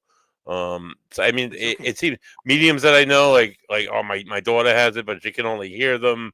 Where me and my mother can hear, see, feel, all that. It's like different like variations of the ability, maybe because it's not developed or not. But it seems like it's almost hereditary, like it runs in the family.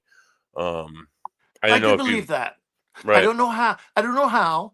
There are times when I have nothing all day long, and then there are hours when I can't turn it off, and it's just so dramatic I can't do anything but listen to them or Yeah. perceive them. You know, Oh, yeah, that's what my wife used to say. And then oh, I think my camera's gonna I don't know what's gonna happen. I don't your know. audio's fine, just a little blurry, I think. But Yeah, then because I'm legally I'm going off blind too, so let's I'm going off see. the I'm going off of the laptop camera right now because my my special camera doesn't seem to be working for some reason. But not a big deal. So it's just something I noticed. Another thing about yourself and the Warrens, and we touched on it briefly, but something that like I absolutely despise is dolls, and you have like probably the most renowned doll of all time. Um, Do can you you know talk why about that Annabelle? is? Can you talk about Annabelle a little bit? Well, sure, but you know why the Inhumans? Now, thinking of the items in the museum, Yep. there are a lot of dolls. In fact, there's a bench, a large seating bench. You could put 4 people on it in a row, and it's filled with like 50 dolls Yep. almost. One lady had activity in her house, but she didn't know which doll it was, so she kept mailing a doll every week. And Tony's like, "What the heck is going on with these dolls?" And I said, "She doesn't know which one it is that's bringing her the activity." Yep. So Fucking hate dolls, and dude. when she mails the correct one and stops the activity, she'll be done. And so she mailed us about 12 dolls. But Oh you God. know why they use the Inhuman Spirits? Use that as a vehicle for attachment. I, I mean, it goes to susceptible populations, I would imagine. Well, you Um, got to remember when you see a little puppy stuffed animal or a doll, the first thing you want to do just is pick it go up, pick it up and rock it touch and it. bring it to your heart Oh, area. And that right. is an invitational way that they can manipulate and look for any cracks in the aura. I bet. Right. That's exactly what that is. They need an invitation. The invitation is a manipulation from a cute doll that you want to hug and rock, and you bring it to right where your soul is. Oh God, that's gonna make me keep them away further and further. Now, wait. I cannot. We've had guests come on here that have dolls like that, and they brought the doll on the show. I'm like, oh God, why do I got? Why am I looking at this fucking I thing? don't. I'm jaded, and I don't Oh apologize for that because it's no, wisdom. But yeah, I don't have an attraction there. I don't. Um, I don't touch them. I don't want to be no, around them. I don't like no. them.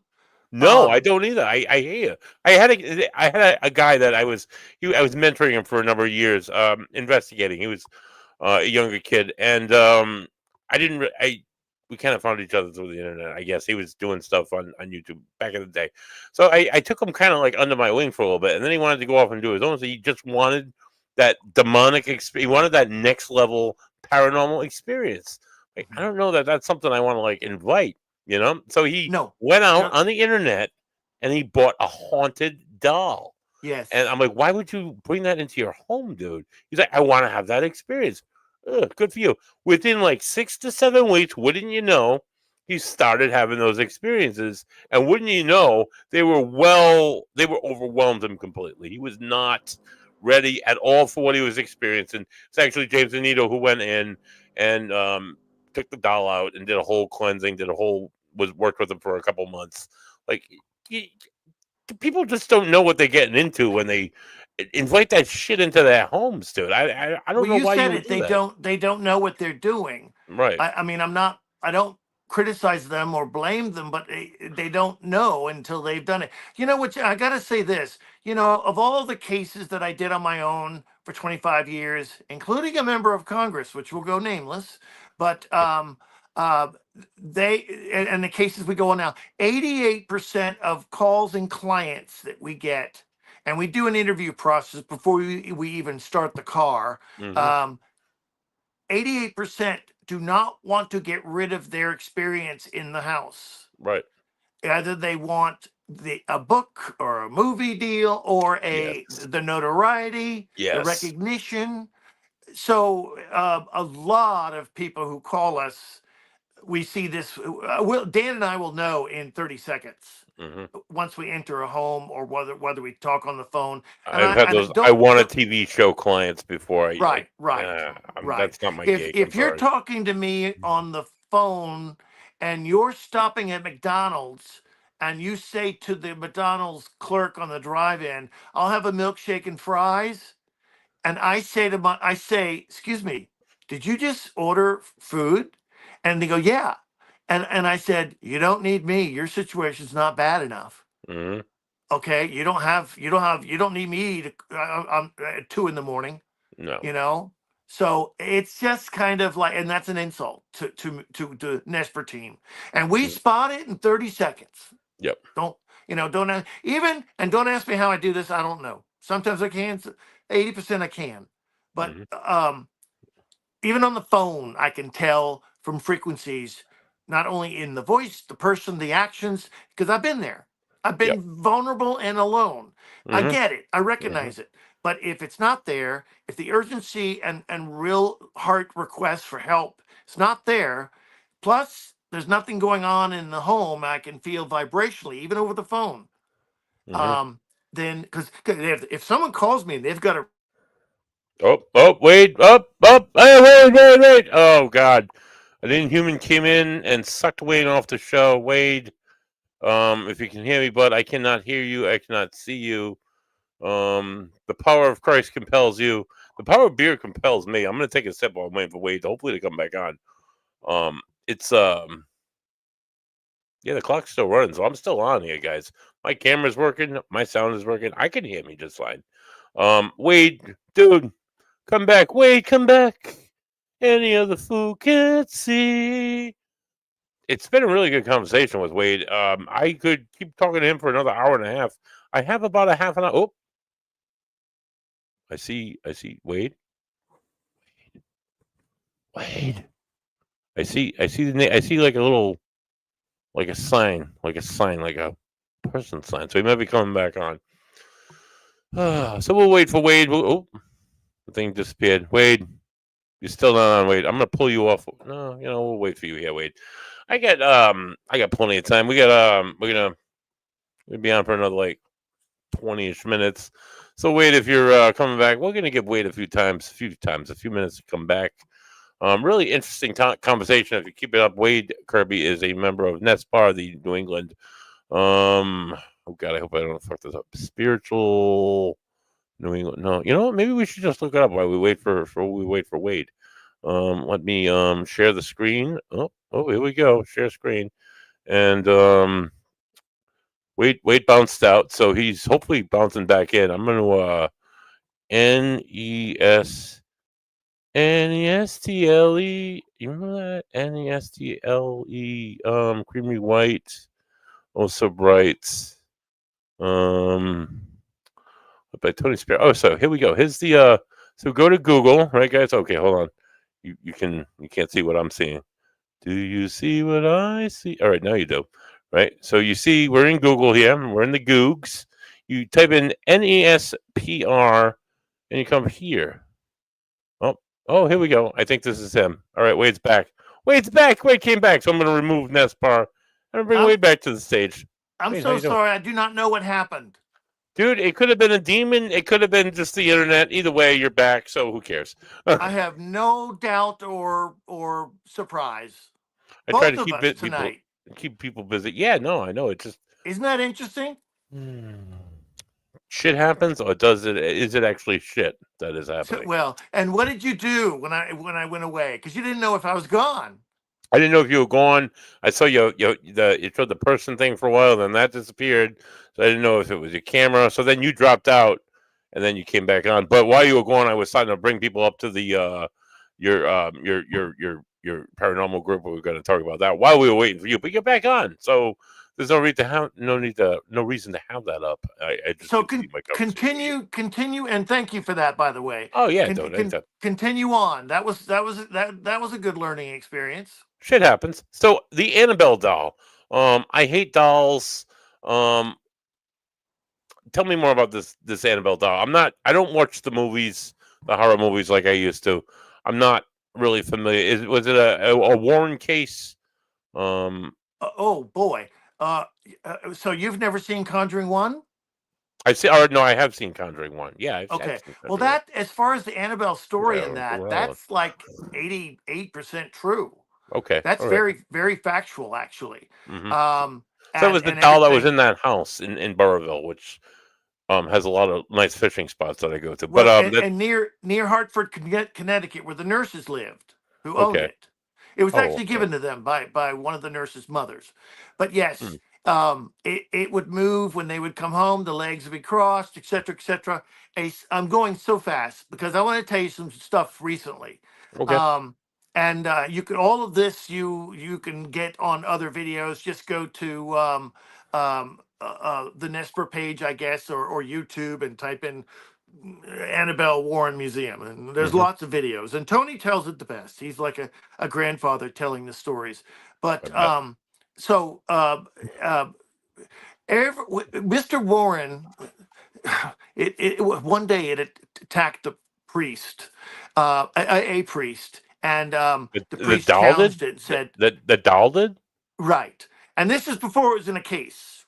Hmm. So it actually walked towards the priest. Mr. Warren, see, he had a brand new car. Mr. Warren loved cars. It was 2 weeks Hmm. old, and he came to show Mr. Warren. So he's in the museum, showing the museum, and the phone rings, and it's Lorraine says, Ed, phone call.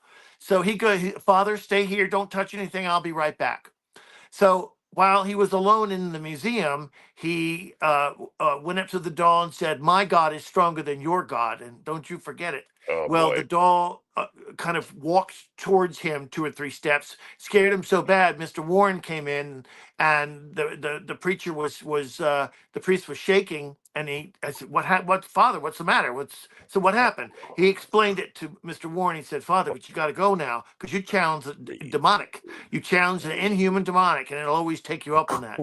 Priest got in the Crazy. car, brand new car, 2 weeks old, like I said, I was and screwed. drove and went smack into a tree.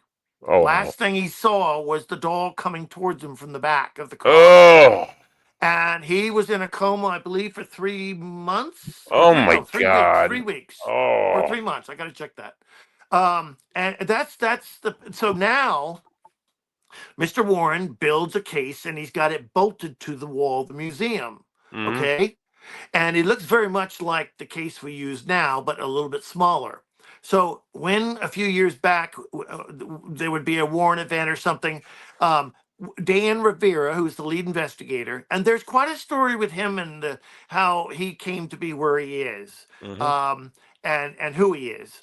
A quite a guided spiritual, like no accident story that I'll tell you another time. Yep. But he built what's called the travel case. It's a little bit larger and it has handles, and you can put it on a table and literally bring the doll to different locations. Why do we bring it out of the museum? Mr. Warren wanted that because he wanted the devil to be exposed. I said that earlier. He All right. wanted the ways of the devil to be known so people can protect themselves and not dabble. Okay. Mm. By the way, that's my chime clock. Um, I wasn't uh, sure if it was yours or mine, but go on. yeah, yeah. So um, we had to move Annabelle from the original case that Mr. Warren built to the travel case that Dan built. By the way, he used holy oils in the stains. The Lord's Prayer is burnt into the back of the chair that the doll sits in. There's a Yep. lot of hidden things there in the Ugh. case that no one, All right. protective measures that no one really knows about. Oh And God. we do, most importantly, binding prayers. Hmm. There are 3 types, and even a version in Latin that we have Father Bob do, Oh, and he'll my man. sanctify and bless the museum quite often. And we will. There's also a future trip planning upcoming. Okay, so Oh, when you move, you're not supposed to touch the doll. Mr. Warren said, never ever let the doll touch your skin or oh, clothing because it gets near your aura, and you have like 20-25 seconds before it attaches and go. And Tony's right there saying, "Go, Dan, go," and helping with the doors and cabinets, etc., and locking it in. Now he was using little garden gloves, and I'm like, no. So Mr. Warren came to me in my dream, and he said, "You're going to make protective relic gloves." So he told me how, and I got a long, goes just way up to the elbow, beyond it hmm. almost, of welding gloves. I took blessed medals from St. Patrick's, and I wanted Dan to, by the way, he's the only one that's trained to move this doll besides Tony. And Tony doesn't like to do it. And I've never seen Dan shake like he does afterwards. Yep. You're dealing with something inhuman that's like just glaring at you with anger. Very, very, very, and Judy says, Wade, you're never to touch that doll or move it. I will refuse it because you're too open. And she's right. So I Hmm. can't do it. Bottom line, I put the blessed metals facing in each finger out so he can feel the face of Jesus. He can feel the Holy Mother, Saint Benedict. And Wade, how'd you get them glued into the fingers of the? Mr. Warren, how am I going to do that? He said, use a chopstick, glue the metal, and then push it into the finger of the glove with a chopstick. It Hmm. works. And they're elephant glued in there. They're not coming out. And then on the backside, I had the a Catholic crest sewn on. Okay. And then they were blessed 3 times in the name of the Father, Son, and the Holy Spirit at St. Patrick's. So Yep. Dan has been wearing those every time, and if he has to ever, we don't want to move the doll. We don't want to touch it. We want to leave it. Yep. But sometimes when you travel, it'll fall over, and people will say it moved. It moved. No, it just fell over in a car. So he uses those gloves, and he dips his hands in holy water first, and goes right Mm-hmm. into the glove and moves the doll. And now Chris and myself will help him do that. So there's actually 3 helpers, and we have our own little job. And then we usually have someone or myself immediately afterwards put holy water on everyone's back Mm-hmm. and also in the front in the sign of the cross. We Mm-hmm. anoint ourselves. Jesus. Um, but otherwise, I mean, there are times when, and I never look at it in the eye. Never. Mm-hmm. It doesn't. You know, the main thing it does with me is make me forget what I was doing in the museum. Like, why did I come in here? And it completely wipes your mind clear, Yeah. um, which is interesting. So, but as far as like looking at it, no, I don't. It doesn't attract me. I don't like it. It knows me. It'll do like imitate a voice of a cat in a museum Yeah. because it's making fun of me and the Yeah. cats. And Oh, it's a but I it's a don't. ball You know. buster. It's a ball buster. So when you're not Yes. Now just breaking every balls. time Dan has to move the doll, and it's been 4 times in the past, I'd say 10 years. Every time, usually within 3 days or 3 weeks, he gets in a car accident. He's not injured or bleeding or bruised. But the third car accident after he moved it, each time, the car had to be cut open so he could get Oh, out. The last that's time, and pretty he serious. Wait, that's pretty serious, dude. When they gotta use the Well, I jaws of mean, life. he's kind of like not a skeptic, but he has now decreed that um, any haunted item is no Oh longer god. allowed in his car for transportation. Oh my god. Amen, dude. I look at these things. Who is it? Cody DeBeans and Satori Hawes. They had they Yes. used to do the traveling museum for a bit. And they had I didn't even want to go like within 3 feet of these things. And then I didn't want to get a Right. good look at them because they make me sick, to be honest with you. They're just I was never a big doll guy I did never really like dolls to begin with. Um it's just something Um, about them.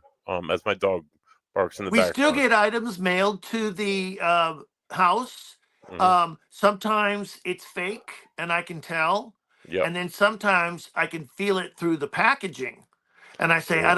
I'm not bringing that into the house. No. I'll keep it. There's another safe area that we put it where the rain, etc., can't get to it. But Oh god. if I Right feel in the something really garbage can. bad, and we never open them up unless the full team is present. Yeah.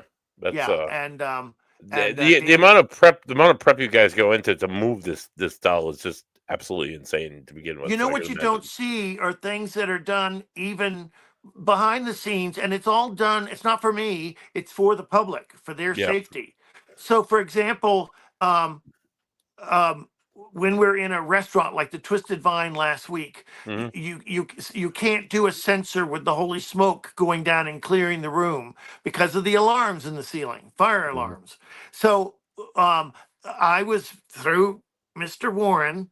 He put the dream in, and I found a company that does through vapor water, um, and we bless the water. It's holy water, and then so that's being put into the air, and then we have frankincense and myrrh essential oil that is blessed by Yep. Father Bob, for example, and that goes in Love that Father Bob. water in the diffuser. So you have this frankincense and myrrh smell going all over the room where we had the Yep. items last week at the Twisted Vine, Yep. and people have no idea that they're being protected as well.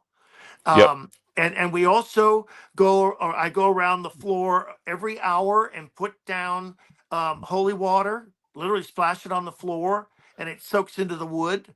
And then I go behind the items with anointing oil and in the sign of the cross on the back of the case that we have Annabelle on, Yep.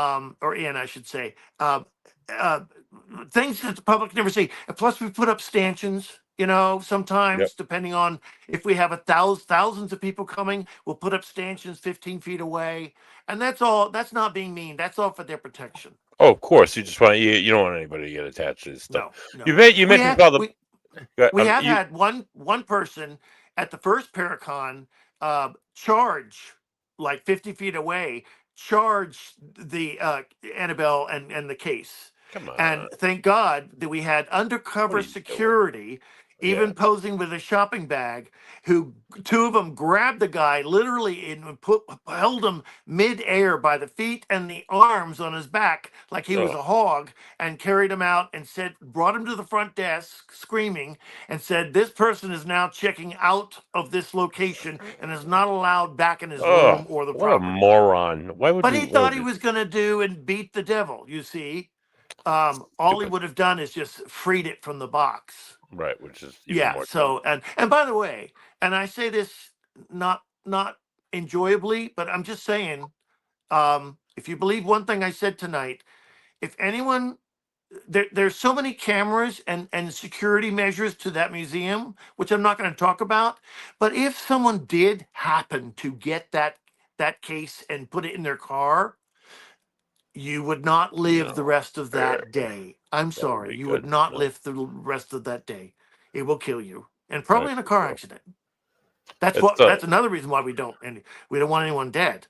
You pretty see, and I'm horrifying. not joking there.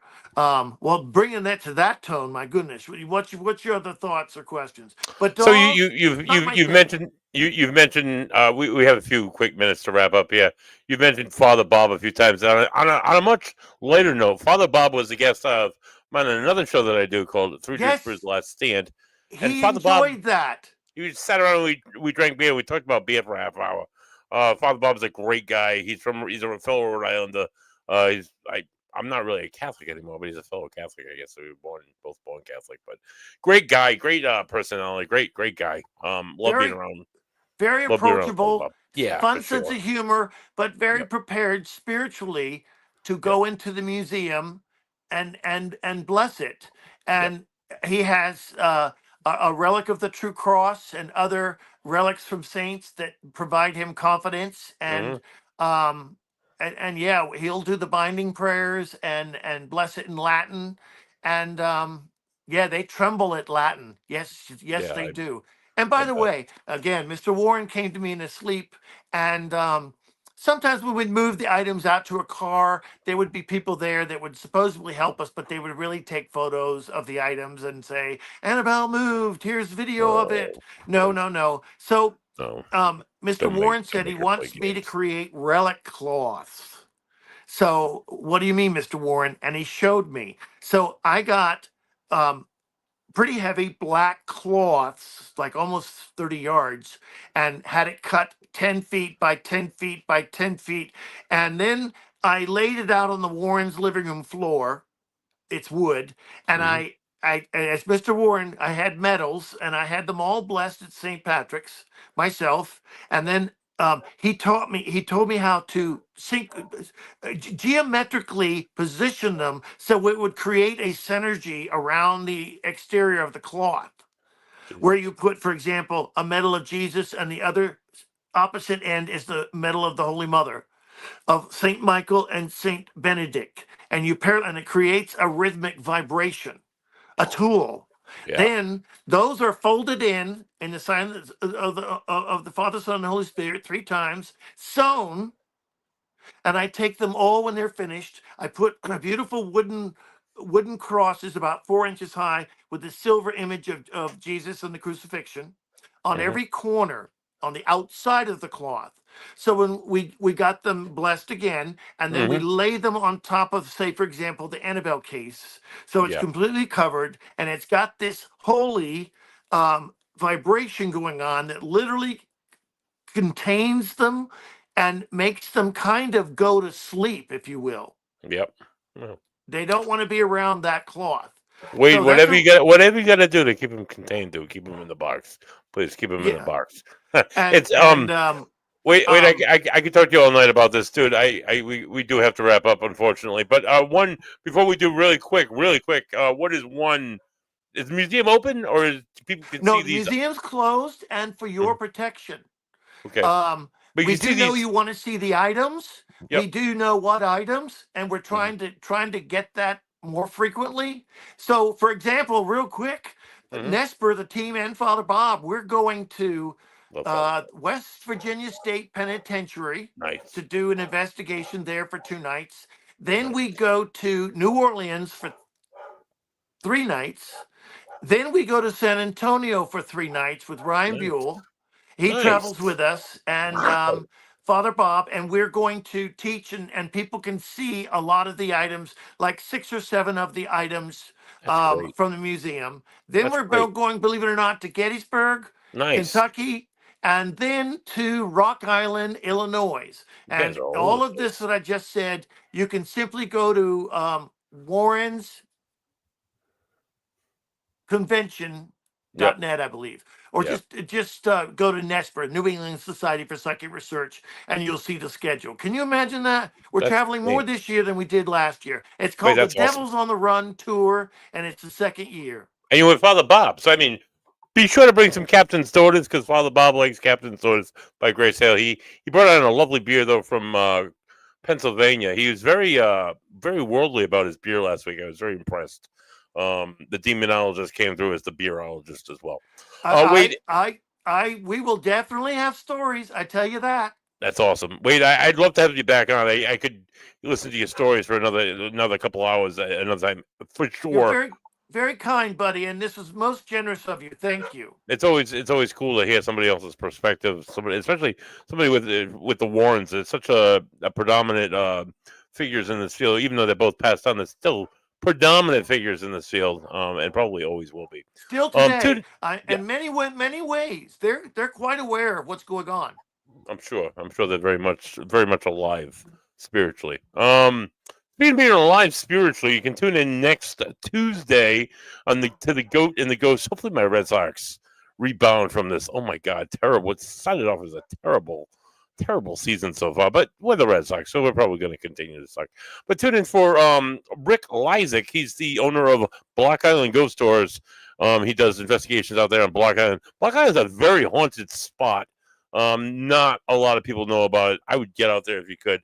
Not during the summertime because it's usually more expensive because it's quite the summer town. And they rely on summer dollars from Jaws. Mhm. So tune in for Rick Lysick. Rick's going to come on. We're going to talk all about haunted history on Block Island and the haunted locations that they'll take you to, and all the fun and dark and mysterious facts about Block Island.